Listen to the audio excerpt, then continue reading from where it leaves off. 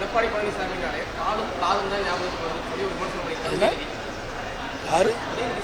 எடப்பாடி பழனிசாமினாலே காரும் காலும் தான் ஞாபகத்துக்கு வருது. எனக்கு அது புரியலையே. அதாங்க வேணுமென்றே திட்டமிட்டு இப்படி செய்தி சொல்றது, வேற எந்த செய்தியும் கிடைக்கல. ஒரு அரசியல்வாதி முறையா அரசியல் சம்பந்தப்பட்ட பேசினா பரவாயில்ல, அதை விட்டுட்டு சம்மதம் இல்லாத பேசுறதுலாம் சிறுபிள்ளைத்தனம். நல்லா புரியுதுங்களா?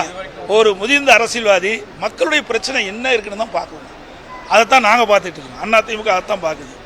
இப்போ கூட என்ன திராவிட முன்னேற்ற கழக தலைவரும் சரி, உதயநிதி ஸ்டாலின் சொல்றாங்க, எங்க ஆட்சி மீது ஏதாவது குறை சொல்ல முடிஞ்சுதா? சொல்லுங்க பார்க்கலாம். இது வரைக்கும் பல பேட்டியில் கொடுத்துருக்குறாங்க. அதிமுக ஆட்சியில் இன்ன குறைன்னு சொல்றாங்களா? சொல்லவே முடியாது. பாரதிய ஜனதாவோட எடப்பாடி பழனிசாமி கூட்டு வைத்து விட்டார். பாரதிய ஜனதாவோட அதிமுக அடிமையாகிவிட்டது. பாரதிய ஜனதா அலுவலகம் டெல்லியில இருக்கு. இப்படித்தான் சொல்ல முடியும். தெளிவா எங்களுடைய கூட்டணியில முடிவு எடுத்து அறிவிக்கப்பட்டு விட்டது. அதிமுகவும் பாரதிய ஜனதாவும் கூட்டணி பேச்சுவார்த்தை முடித்த பிறகு இன்றைக்கு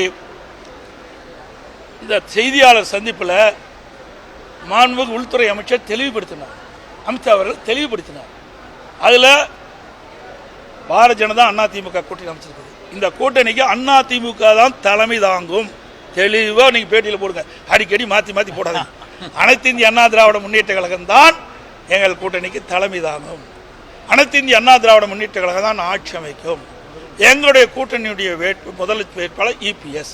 தெளிவாக உங்கள் கூட்டத்தில் வந்திருக்குது, எல்லா பத்திரிகையில் வந்துவிட்டது. ஆனால் வேண்டுமென்றே திட்டமிட்டு ஏதாவது ஒரு காரணத்தை காட்டி தவறான செய்தி வெளியிட்டிருக்கிறீங்க. இது சரியல்ல. அதிமுக தான் ஆட்சி அமைக்கிட்டாங்க. அப்புறம் ஏன் ஸ்டாலின் போய் பாரதிய ஜனதாவை குறை சொல்லிட்டு இருக்கானே? இங்கே ஆட்சி அமைக்கிறது எங்கள் கூட்டணியில் அதிமுக. முதலமைச்சர் வேட்பாளர் அதிமுக கட்சி சேர்ந்தவங்க. அப்படிங்கிற எங்களை பற்றி விமர்சனம் செய்ய முடியாது. இருந்தால் தானே செய்யறதுக்கு. அவ்வளவு இந்த 4.5 ஆண்டு காலத்தில் திராவிட முன்னேற்ற கழக ஆட்சியில் மக்களுடைய பிரச்சனை தீர்க்கல. மக்கள் கொதிச்சு போயிருக்கிறாங்க. விவசாயிகளாகட்டும், வியாபாரிகளாகட்டும், தொழிலாளர்களாகட்டும், அரசு ஊழியர்களாகட்டும், யாருக்காவது நன்மை செஞ்சிருக்கீங்களா? ஒன்றுமே கிடையாது. அத்தனை மக்களுமே இந்த ஆட்சியை அப்புறப்படுத்த வேண்டும், அகற்ற வேண்டும்.